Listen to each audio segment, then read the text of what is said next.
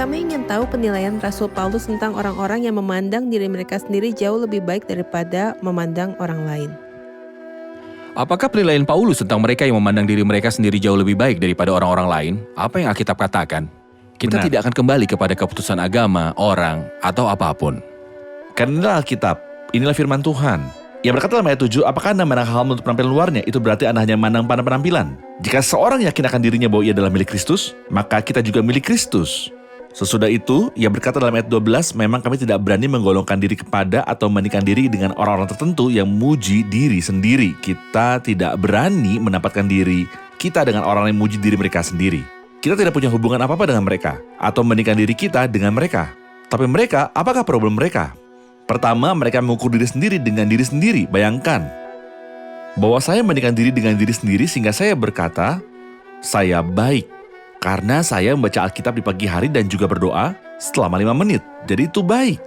Tentu saya akan mendapat diri saya sangat baik pastinya saat saya mengukur diri sendiri dengan diri sendiri. Anda mendapati Saya akan dirimu sangat mendapat diri baik. saya sangat baik.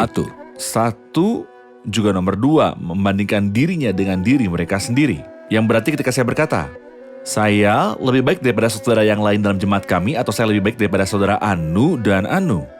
Walau saya mungkin tidak mengatakan dengan mulut, tetapi inilah yang saya pikirkan, karena problem utama di seluruh masalah, saudara, ada dalam pikiran kita. Sehingga ketika ia berkata dalam bagian sebelumnya, kami menawan segala pikiran dan menaklukkannya kepada Kristus. Alkitab berkata, tentang setan sebab kita tahu apa maksudnya.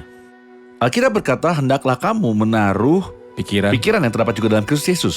Juga Ibrani 12 dikatakan dengan mata tertuju kepada Yesus yang memimpin kita dalam iman dan yang membawa iman kita pada kesempurnaan. Dan pikirkanlah, medan peperangan rohani yang kita tahu adalah dalam pikiran. Jadi jika saya mencapai kemenangan dalam pikiran, maka saya mencapai kemenangan dalam seluruh kehidupan rohani saya. Namun jika saya kehilangan peperangan dalam pikiran, maka saya kehilangan segalanya. Benar. Itu sebabnya orang-orang itu berpikir mereka sangat baik karena mereka mengukur diri mereka dengan mereka sendiri atau orang-orang lain. Iya, benar. Ada komentar?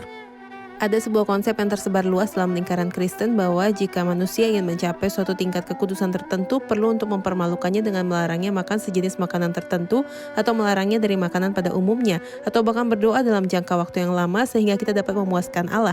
Bagaimana saya dapat mengoreksi kesalahpahaman ini? Saudara Muin, ketika Paulus berkata, aku melatih tubuhku dan menguasainya sepenuhnya. Apakah ini berarti bahwa ia biasa mempermalukan, menaklukkan, dan membuat tubuhnya kekurangan gizi? Jadi, ia dapat melawan hawa nafsu. Atau ada arti lain? Saya hanya ingin menambahkan satu ayat di Galatia. Ia berkata, barang siapa menjadi milik Kristus Yesus, ia telah menyalibkan daging. Jadi haruskah saya menyalibkan tubuh duniawi saya dan berkata, ini aku, Alkitab memerintahkanku untuk melakukannya? Itu bukan yang dimaksud dengan daging.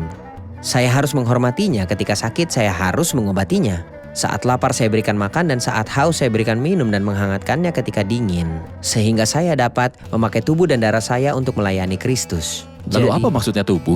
Jadi itu artinya satu kejahatan, sifat dosa lama. Dosa yang tinggal di dalam diriku. Yang tinggal di dalamku, itu masih tinggal dalam orang percaya. Ini yang harus saya disiplinkan dan kuasai. Tidak pernah boleh saya puaskan keinginannya. Mencegahnya dari apa yang diinginkannya, menyangkalnya dari hal-hal yang memeliharanya, dan memberinya hukuman mati di atas kayu salib. Ini yang dimaksud dengan tubuh, bukan tubuh secara harafiah, seperti dipikir oleh beberapa orang. Oke. Nader? Apa maksud Paulus saat ia berkata, dan kami siap sedia juga untuk menghukum setiap kedurhakaan? Dan kami siap sedia juga untuk menghukum setiap kedurhakaan. Lengkapilah ayatnya. Apakah ini panggilan untuk peperangan bersenjata? Sama sekali tidak, senjata peperangan kita bukan senjata dunia. Karena inilah yang kita katakan sebelumnya dan sudah menyetujui. Ia berkata, dan kami siap sedia juga untuk menghukum setiap kedurhakaan. Mari kita lengkapi ayatnya. Bila ketaatan kamu telah menjadi sempurna.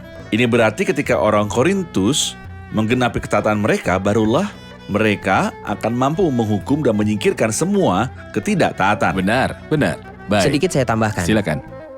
Di sini Paulus berkata, kami siap sedia juga untuk menghukum, walau di tempat lain ia berkata, jangan kamu sendiri menuntut pembalasan.